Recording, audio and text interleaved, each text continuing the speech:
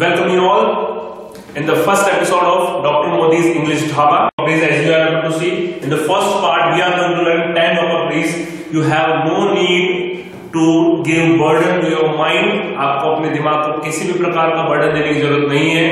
आप जहां कहीं से भी जिस भी किसी क्षेत्र से सीरियल को देख रहे हैं, आप आराम से vocabularies, आप आराम से मीनिंग, आप आराम से स्पेलिंग सीख पाएंगे एक टेक्निक, निमोनिक टेक्निक के द्वारा. तो इस पहले पार्ट में हम समझने वाले हैं 10 vocabularies. So welcome you all in the first episode and हम यहां सीखने जा रहे हैं 10 vocabularies. चालू करते हैं. पहले नंबर पे लिखा हुआ है इलेटिव. इलेटिव का अर्थ होता है खुश होना. हमें इसे याद रखना है कुछ इस तरीके से. इलेटिव जब आते हैं घर पे रिलेटिव, मैं हो जाता हूं इलेटिव. देखिए बिल्कुल आसान है. जब आते हैं घर पे रिलेटिव, मैं हो जाता हूं इलेक्टिव. हमारे घर पे जब भी कोई रिलेटिव आता है हम खुश हो जाते हैं. शायद हमें पढ़ाई नहीं करनी पड़े या कोई भी कारण हो, तो जब आते हैं घर पे रिलेटिव, मैं हो जाता हूं इलेक्टिव. मैं खुश हो जाता हूं क्योंकि मैं अपने मामा के बच्चों से, कजिन से, बहुत सारे लोगों से मिल पाता हूं. तो इलेक्टिव का मतलब हो गया खुश. दूसरे पर चलते हैं. दूसरा है एनलाइटन. एनलाइटन का अर्थ होता है किसी का नाम रोशन करना. लाइट, इसके अंदर एक वर्ड आ रहा है लाइट. लाइट का अर्थ क्या होता है? रोशनी, रोशन.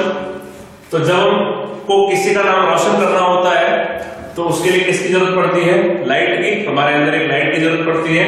जैसा इसी के अंदर एक वर्ड आ रहा है लाइट, तो एनलाइटन का अर्थ हो जाएगा नाम रोशन करना, नाम ऊंचा करना. तीसरा यहाँ पर वर्ड दिया हुआ है स्टेयर.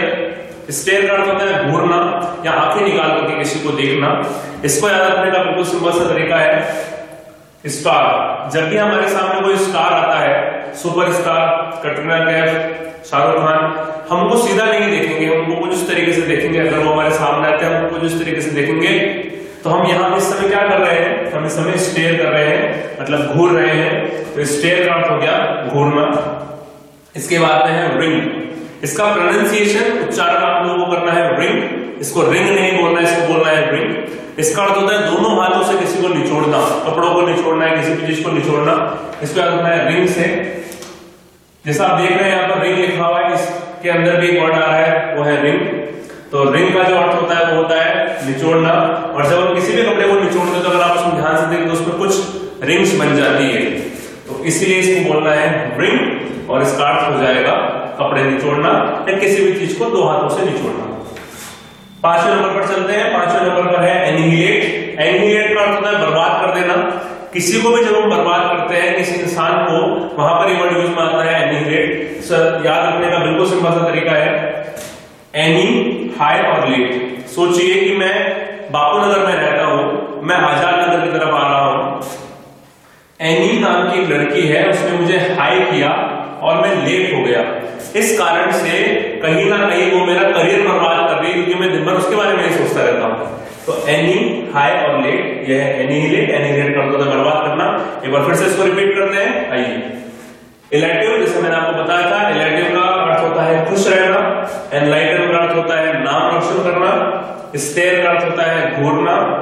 रिंग का मतलब होता है कपड़े निचोड़ना. And the mean of annihilate is बर्बाद करना. आइए नेक्स्ट पोर्शन पर चलते हैं. इसके बाद में हम, इसका प्रोनाउंसिएशन जो होगा वो होगा हम. हम इसका अर्थ होता है गुनगुनाना. जब हम किसी चीज को गुनगुनाते हैं तो हम किस तरीके से स्वर निकालते हैं? और वही चीज हम कर रहे हैं. इसका एसोसिएशन बेसिस से हमको ध्यान में रखना है. हम का अर्थ हो जाएगा गुनगुनाना.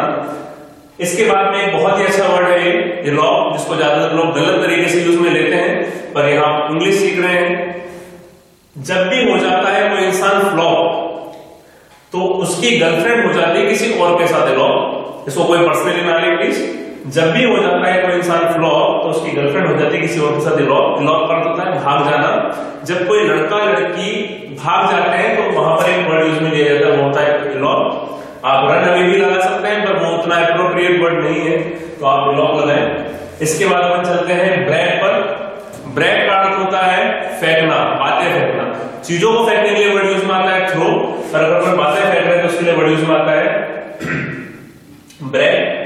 इसको याद इस तरीके से रखना है बी, बॉय से और राग. एक बॉय है जो अपनी राग गाता रहता है दिन भर कि मैं ये कर रहा हूं, मैंने ये किया है, मैंने ये किया है, मैंने ये किया, जबकि उसने ऐसा कुछ किया ही नहीं है.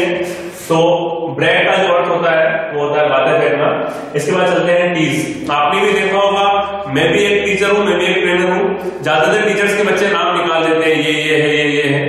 तो जो टीचर नहीं करता टीच, उसी को बच्चे क्या करते हैं, टीज। तो टीज का अर्थ होगा चिढ़ाना, सताना, परेशान